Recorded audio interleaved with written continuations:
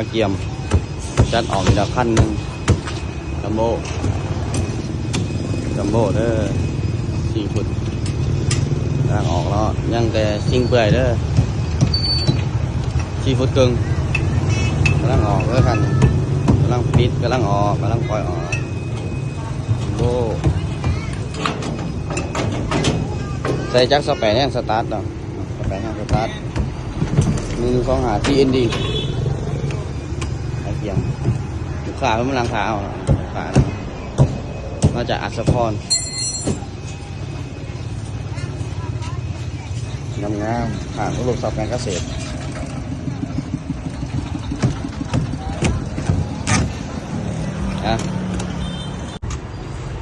กำลังสิออกวันที่5 เดือนเก่า2024จัมโบ้อีกขั้นหนึ่งอีกชุดหนึ่งจักซาแปดแห้งสตาร์ทค่าเพิ่นมาผ่อน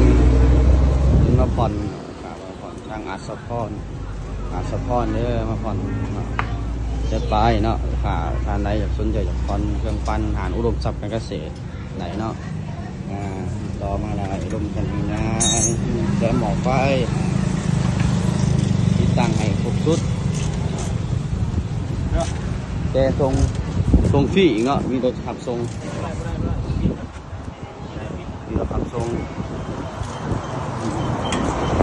ไผ่ฟรีเนาะรถขับทรงไผ่ฟรีเด้ออยู่ใกล้กันร่วมกัน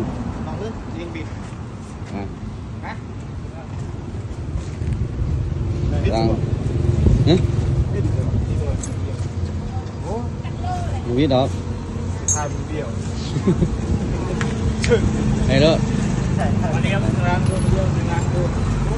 อายุได้ยุเอาลอง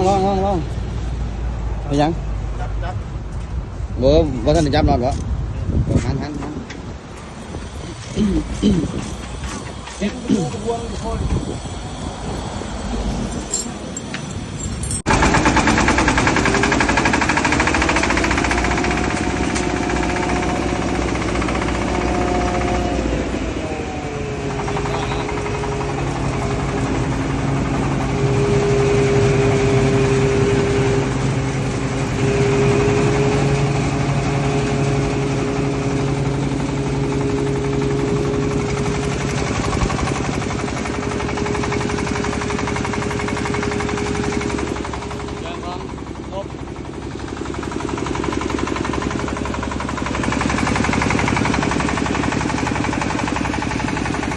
เดี๋ยวจะส่งลูกค้าเนาะ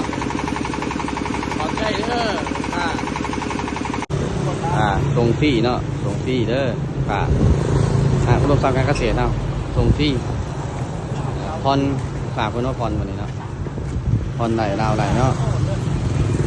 ระยะปี 1 2 ปีจ่ายก่อน 30% ของมูลค่า 40% ของมูลค่าดอกเบี้ย 3% ต่อเดือนผ่อนไหนเนาะมีอายไปกับผ่อนเนาะมีไฟแนนซ์คนมาหาผ่อนไหนอยู่ห่างเรียบร้อยเนาะแต่จะส่งฟรีจะส่งบริเสียเงินเนาะจะส่งให้ฟรีหอเทือนถ้างานเสียให้เนาะค่าส่งค่ายังเลยทางอายเป็นพนักงานที่จัดไฟแนนซ์เนาะของแถมหลายอย่างเนาะของแถมเนาะอดห่วงมีคนสร้างผู้ต่อผู้ต้าเนาะมันสิออกเด้อได้ลูกค้าทางอัศพรหวานต้นพึ่ง